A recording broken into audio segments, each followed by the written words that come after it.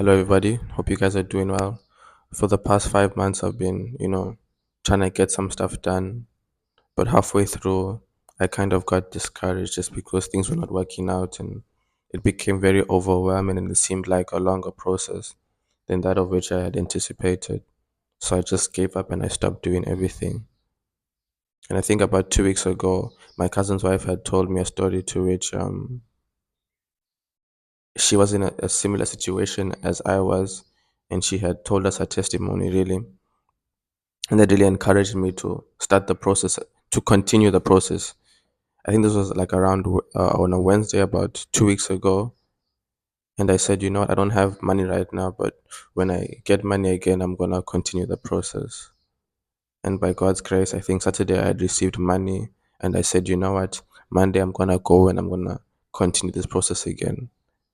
But when Monday came, I wasn't feeling like doing it. So I just went for a prayer walk. So I'm there, I'm walking, I'm praying, and then God kind of said to me, "For how long are you still going to be a boy?" And that really touched me. And how I had interpreted that was, for how long are you still going to run away from doing the things that need to get done?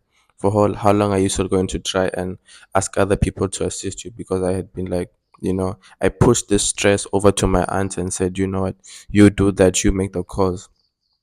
But God was like, this is your issue. You have to solve this. So after I prayed, God really had convicted me, and I went to the place, and I looked for the individual. And when I had gotten there, I didn't find the individual. I met another lady who, she was so welcoming, so kind, and she made me feel very welcoming. She made me feel very encouraged to more or less continue this process. So that the individual was not there, and she called him and he said, I must come tomorrow. I came the next day, and he had given me a letter to which I have to go somewhere else to give him that letter. And when I had gone to the other place, there was another complication. They were asking me to do things to which was not possible at all. And things kept on unraveling, and it seemed to become very difficult. And there were times to which I just felt like, you know what, let me stop this thing. But then, God gave me strength, because I had been, even though I hadn't been physically acting on things, I had been praying a lot for God to give me the strength. I'd been praying to God for open doors, because I had a couple who was in a similar situation as me, and I had their testimony as well. And God used this couple's testimony and my cousin's wife testimony to really encourage me to just stick through it. And it was tough because along the ways, people would say to me, different individuals would say to me, you know what, I got this thing done, but I had to pay X amount of money. And I was just like, I don't have this amount of money. But I was also thinking, if I had this amount of money, for sure I would pay. But, God had put in my heart that the proof of favor is not money. The proof of favor is not paying for things. The proof of favor is divine assistance. The proof of favor is divine help. The proof of favor is that people are called to assist you, whether they feel like it or they don't feel like it. A lot of the times, people are called to assist you, but they don't want to do it for own personal reasons. Maybe you have dishonored them, maybe prideful things. But the proof of favor is when God comes to men to assist you, whether they feel like it or they don't feel like it. And a lot of what I'm sharing with you, I've learned from Joshua's sermon. You know, different situations where the lack of favor in your life could be a number of reasons. It could be dishonor. Maybe you're dishonoring men. And I found myself in situations to which the man who was supposed to assist me, I had spoken not in a good way about him. But then, since last week, God has been put in my heart to be nice to him, to be kind to him, to honor him, because he's the one that God is going to use to assist me. Other things of where favor may not be present could be because of, you're not building the right relationships, you're not treating people the right way. Very related to, much related to dishonor, and just, it's ask, receive. If you ask God for something, you will receive it, and just, that's how favor really works. And why God had really worked in this situation for me is because I asked him to assist me. I asked him to assist me. That is why as you will see down the line, is he really did come through for me. And somebody had told me that, I paid X amount of money and I got this. And I said to him, and I didn't say to him actually, but in my heart, I said, I sympathize with you for what you had to go through, but that's not my portion. I am a son of God. I am a son. I am the son of God. And I make it personal like that. I don't say I'm a child of God because we are all children of God. But when somebody says, this is my son, it's personal. I have a relationship with God to which I know that He's going to assist me. I am His son. He is going to come and assist me. Do you have that intimate relationship to which you know you can call on God and His favor is going to come upon you just because of the way you behave with Him, the way you treat, the way you honor His name, the way you are you behaving in a Christ-like way? How are you treating His other children? And I want us to go to Joshua Salmon. Apostle Joshua Salmon, he also brought this to my attention. The book of Esther. We see the king. I don't know how to say his name. King is Xerxes.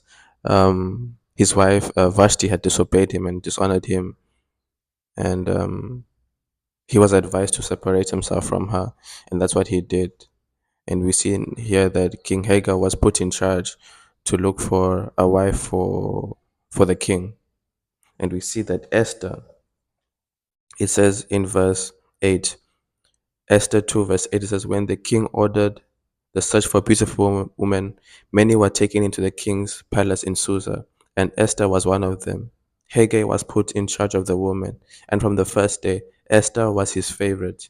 He began her beauty treatment at once. He also gave her plenty of food and 7 special maids from the king's palace, and they had the best rooms.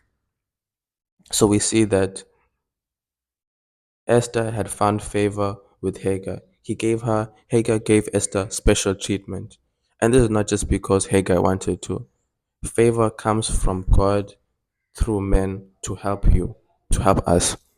And this is not by chance. And the thing with this story is we think, the story is about how favor was just upon Esther. But favor was not supposed to start and stop with Esther. And we see she had a bigger role to stop the plot to destroy the Jewish people. And I think a lot of the times we fail to see that favor should not stop and start with you. There's a bigger picture to the reason to which favor is upon your life. And just like the story of the couple and the story of my cousin's wife, that favor was a testimony for me to be encouraged to continue. And the favor upon my life to which sorry, let me go back and finish the story actually.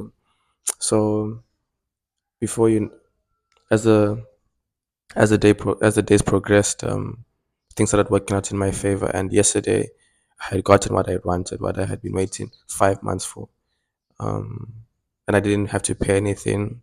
I didn't have to push anybody in this past 2 weeks. Really, just like everything kept on working out so well. And yeah, 31st of July, I received what I've been waiting for some time. And I thank God for that it didn't have to overflow into the month of August. And that on August 1st, I'm sharing this testimony. And why God had allowed this favor upon my life is that I can give a testimony and that this can touch somebody as well. So yeah, the book of Esther. It wasn't just for Esther to be with to marry the king, but was her big role was to stop the plot to destroy the Jewish people. And those people's the favor upon those people, it's overflowing to us right now in this world. And if we go over to Acts 10 as well, I also got this from Joshua Salmon. It talks about Cornelius, who was a captain. He was a captain and he was part of the Romans and stuff. He believed God, but didn't really have a relationship with Jesus Christ, And he had a dream, and Peter also had a dream, and Peter came to the place where Cornelius was. And in the process of him coming to where Cornelius was, people received salvation. And we see that Cornelius had prayed to God, and I didn't really say in specifically what he prayed for, but I feel like he prayed for direction and a way forward, and how to just for the people to have a relationship with God and the favor of God. And we see this is where it's just like he asked, he prayed to God, and he received. And we see that even the Gentiles in Acts 10, it says, Acts 10, verse 44 says, while Peter was still speaking, the Holy Spirit took control over everyone who was listening. Some Jewish followers of the Lord had come with Peter, and they were surprised that the Holy Spirit had given that the Holy Spirit had given to Gentiles. Now they were hearing Gentiles speaking unknown languages and praising God. So they were speaking tongues. And this was a situation to which God came and spoke to Peter to not only speak to Cornelius, but to speak to the people of that area, to which they were filled with the Holy Spirit, and to which they were ended up speaking in tongues and giving praise to God. I think what I'm truly trying to say in a summary is just honor men. Honor men. Make sure that you build good relationships with individuals, as well as speak to God. Ask Him that you may partake in this grace called favor. Ask God that may your whole life be present with favor. And over the past few days, I've been praying for favor a lot. For a long time, actually, since the year began, I've been praying for favor, and God has really been opening doors for me to which I could never imagine. Truly, I'm not surprised by it, but I am amazed all the time to see how doors continue to open. So just come to God and say, God, may I partake in this thing called favor. Ask God, may you open doors in these areas of my life. God, there's these areas to which I've dishonored people, where I've dishonored principles. May you forgive me, Father Lord. May you change the way. And then also, it's just a continuous reminder that favor shouldn't start and stop with you. It should overflow to other people. And once it happens like that, God as well continues to continue opening the doors of favor upon your life. Um, the price of favor is not money, it's not spending money. The price of favor is divine assistance, favor is divine help. Favor is when people, the hearts of men, are called to your situation, are called to your purpose, are called to every area of your life. They don't know, they don't understand why, but they are just drawn to assist you.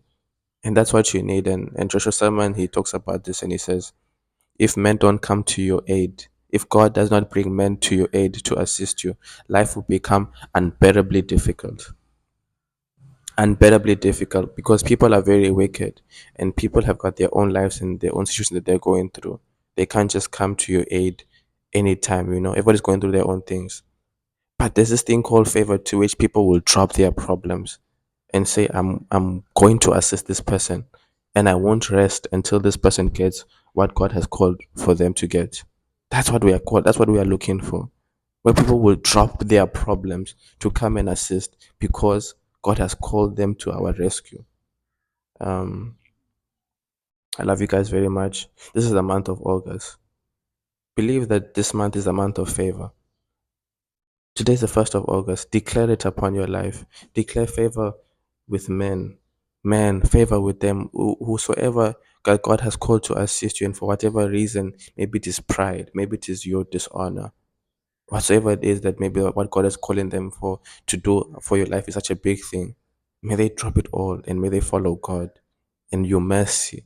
Mercy for the areas to which you have dishonored, mercy to which the areas to which have resulted in you not progressing and receiving the favor. Peace out, guys. Have a good day.